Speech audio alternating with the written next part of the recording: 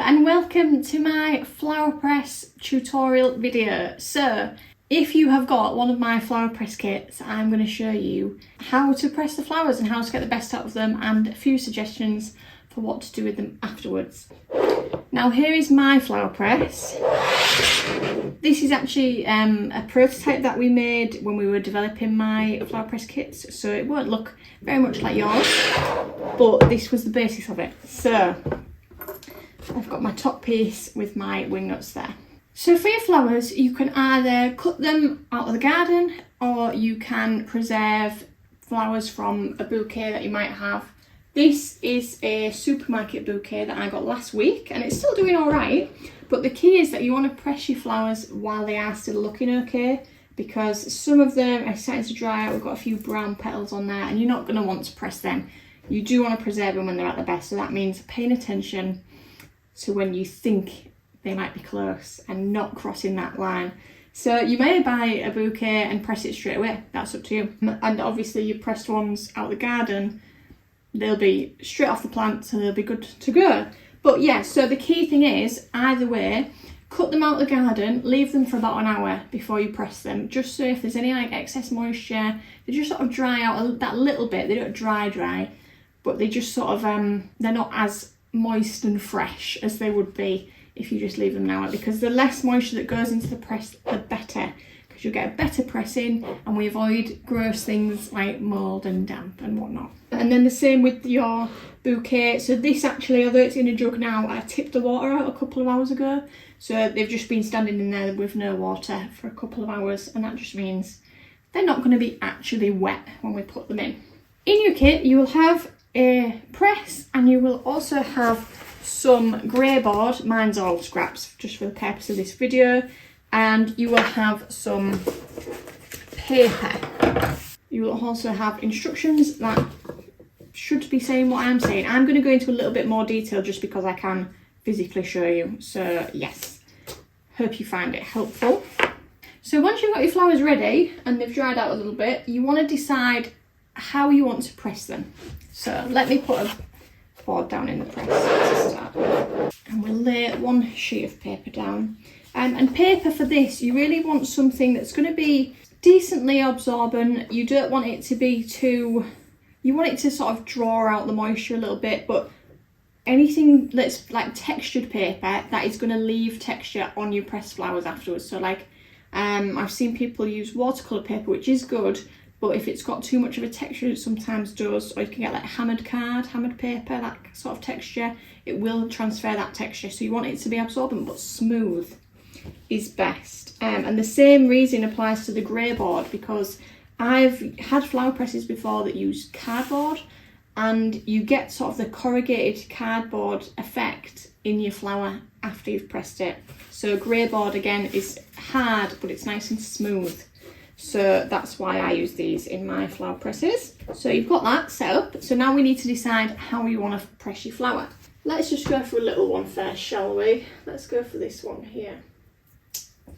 So this guy, nice and small, we are going to press him face down.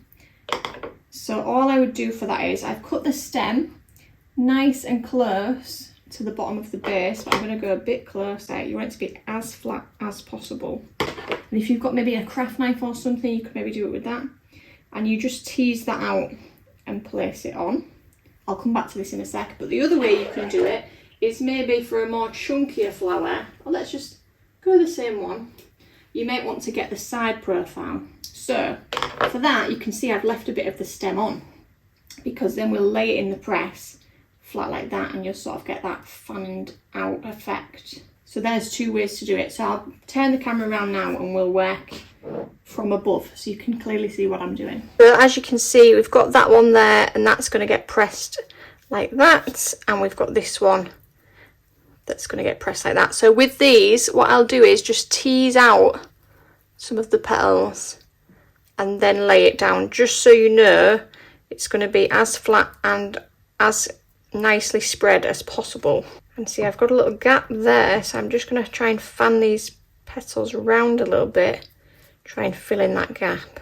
And that's the beauty of it really, you can sort of make it your own and sort of manipulate it. So that's going to spring up. But now this one. So this, it's quite thick, but we'll press it just like that. And then I'll get another one to show you what else you can do.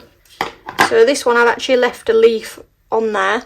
But as you can see, this one's a bit messy anyway. So I'm going to choose the messiest side. And then I'm actually going to cut down the middle of this head. And that then means I can press it the same way as I'm pressing that one. Remove some of these scragglier petals that don't want to sit properly. And that's going to sit a lot flatter then, because I've cut it in half. So you want your flowers to be as central to the middle of the press as possible, just so you've got sort of an even pressure being applied. And you don't want them to be touching each other, because if they overlap, they're going to dry that way and it's going to be hard to separate. So that is the best way to do that. And then what you're going to do is carefully make sure it's perfectly how you want it. Lay another piece of paper on top, followed by another piece of grey board. And that's one layer. And now you can add more layers, more flowers. I could have definitely fit a bit more on that. As long as it's within the reach of your grey board, you could fit more on, but I'll leave that at that. That's the basic layer that we've just done. Now we'll look at these petals. So you may want to dry just petals on their own. So here we have now got many to play with, and you can simply just arrange them however you want. So they've got creases in, so we'll leave that creased one with that bent bit, and we can see how it works out when we press it. Because even if they've got, like, see, this has got a crease in it now, and even if we lay it flat, as it dries, that crease is going to become more obvious, because as the flower dries out, it's going to be more noticeable. So at the end of this video, you'll be able to see how they come out. So you can do this with petals, because you can sort of, it depends what you want to do with them afterwards, after you've dried your flowers, what you're using them for. And I'll go through some uses at the end, but you may want to use them in sort of some kind of art project, and that's what you can use these loose petals for. What you can do is you can, if you've got a really chunky flower, I have seen people totally take every petal out, press it individually, and then reconstruct the flower. Now this has got a lot of petals to be doing that, but on something like a rose, which is quite bulky to press on its own, and if you was to flatten it, it wouldn't really look like a rose anymore. So I've seen people do it where they flatten it and then they will rearrange it when it's pressed. But I'm going to try and just open this so we can press that. And you want to try, when you're teasing everything out, make sure everything's going in the right direction, because otherwise it's going to look a little bit odd. Now that that's face down, I'll remove some of these dried dead bits, because we're not going to see them anyway, because we're going to be interested in the front when it comes out, so we may as well thin it out. So you can also press, I'm going to put a sheet of paper on there now, and another sheet of grey board, and then we can start the next layer. So you can also press leaves. So you can just press those as they are. Again, some leaves are flat like petals and some are not, but they'll still press. They'll just need a bit more force applying. Here I've got a sprig of eucalyptus. So now this has got quite a lot of leaves on it. It's quite dense. So what I could do is just press it like that and try it. So we'll do one like that. And then I've got this one, this has already started to dry a little bit, to be honest. So it might not press very well. But we could maybe thin this out a little bit so there's less overlapping sections. Like this one's folded, so I'll get rid of that one. It smells gorgeous. Good. And then you can just sort of, as we've already done, just manipulate it as you sandwich it. So that is going to press something like that. Now, once you've done that, and if you think you've got enough layers in there, get your final piece of grey board on. And then I've got one more spare, so I might as well stick it on top. Give it all. Hear that crunching of those dry eucalyptus leaves. So they probably might break. They might just come out the pressing pieces because they were a bit dry. But it's all an experiment and we'll see. You never know exactly what you're going to get. Then what I'm going to do is put my lid on. Like so. And then while I'm just holding it flat in the middle, I'm going to just pop my wing nuts on. And once they're all roughly at the same level, then you just want to sort of tighten them a little bit one by one, just so they're all going down at the same rate. And then you know that you've got an even level of pressure applied. And you just want to keep going till it's nice and tight. Not too tight so that you're gonna struggle to get it off, but just tight enough so that you can really tell that everything's nice and snug in there. And again, you just want to keep checking that all of these nuts look like they're roughly at the same level.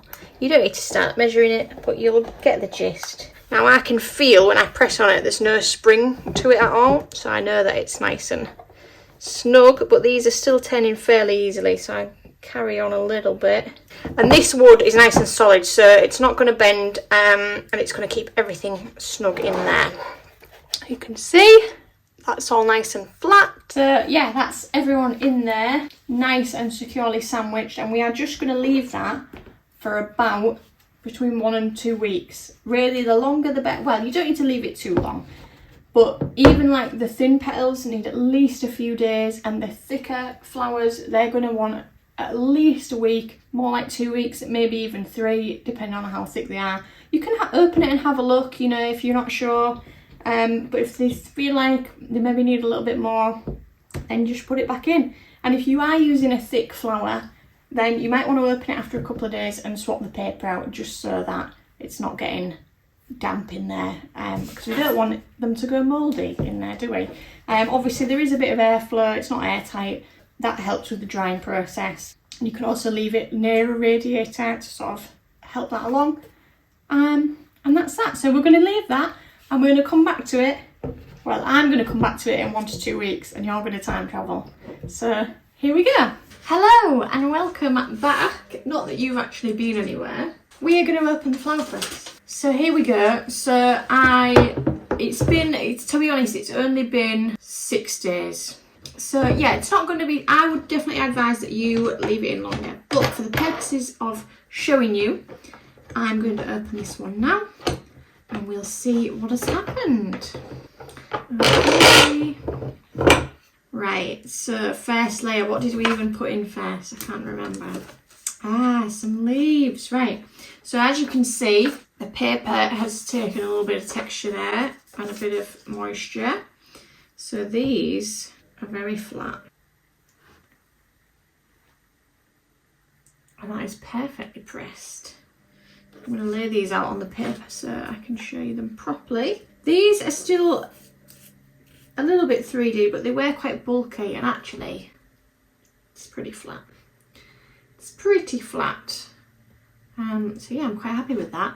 And now what I will do is, because that was fresh when I put it in, now that it's pressed, I can let it dry outside of the press, and it should just preserve itself quite nicely now. This one has broken, as I suspected it did when I shut it, because this one was already a little bit drier than that one, and you can see the difference in colour. That is a lot darker than that one. So yeah, that is why you want to press the flowers while they are still fairly fresh, because if they're already starting to dry, they will just break in the press. So that's what's happened there. The grey border stuck to it, which tells me that there was a lot of moisture. As you can see, it's left this imprint. There we go. So I've got some pressed petals there. They're looking lovely. You can see the colour is a little bit darker there than it was when we put them in. And let's flip this guy. So you just want to be really careful. If you need help, you can sort of manipulate the paper like that to sort of peel it off. And that is our pressed flower. Beautiful. Now I can feel that this does feel a bit sort of, not wet, but it doesn't feel dry. So I'll probably put this back in. But just so you can see, I'll probably just give it some fresh paper and put it back in, because I do recommend that you do that, especially for the bigger flowers, because they are going to take time. But it's still in one piece. It's not broken apart or anything. We've lost a couple of bits there, but that's okay, because there's still a lot going on here. Got that perfectly preserved back. Crazy. So that's gone nicely. And then last one, I did the stem sideways on, didn't I? So let's have a look. Beautiful.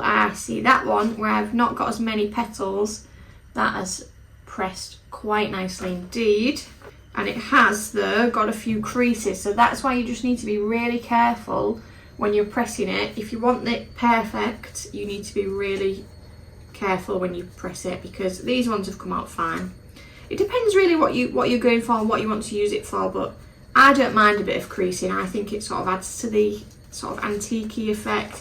It makes them look more real. So that's that one, nice and pressed. And they're very delicate after you've pressed them. They're like a bit like tissue paper, but softer, so you have to be really careful. Right, now these ones are looking good, aren't they? So this, I think by looking at it, is the one that I pressed as it was, and that's the one I cut in half to make it flatter. That is lovely, beautiful. Again, because this is a thicker one, like this flower head that I did earlier, I would probably put that in again with that one with some fresh paper and let them have a few more days. As I say, I'm taking these out earlier than I advise anyway, which is fine for the little ones, but the thicker ones do struggle. And yes, this is the one that I cut in half, because you can see on that side we've still got the leaves there, and on that side they're a bit broken because that's where I chopped them. And as you can see on this one, you've got the leaves on both sides. So that was the whole one. But yeah, so that's pressed a little bit nicer because it's not as dense. So it's looking good. So now what I do is, personally, I'm going to pop these ones back in that were a bit thicker with fresh paper. And then these ones that I'm happy with, I store them for when I want to use them for something. So I've got this big plastic wallet folder. And I get these plastic wallets that have sort of sections to them. And I just pop the bits in there. These are from this time last year, and they save perfectly well in these plastic wallets. You know, they've not changed at all, and you know that when they're in there, they don't get any dust on them, they don't get damp, they're just preserved. So I find these plastic wallets very handy, and if all goes to plan, I will start stocking these on my shop. So have a look now. If they're not already there, give me a nudge, because that is my plan. So yeah, I'll store them in there for when I want to use them for something. And then what I have used them for in the past is preserving in my textile pieces, because I'm first and foremost a textile artist and I create bespoke pieces. So I've put some images up now of what I've done with them. I just sort of literally press them in my work and use them that way. You can also use them for scrapbooking. You can use them in any sort of paper craft, card making. You can glue some onto a card. You can glue them onto like ceramics and then just seal them on afterwards. You can use any sort of craft sealant. I would probably say a spray sealant is probably easier, so you don't have to actually brush sealant on and disturb them. You could pop them in the back of a phone case or something. You could put them on the outside of a phone case and seal them on that way. You can do all sorts with them, and I'd love to hear what you do. So if you press some flowers and you have a project going, let me know in the comments or send me a message. I would love to hear about it. So thanks for watching. I hope you enjoy your flower press and get some great results. See you later. Bye bye.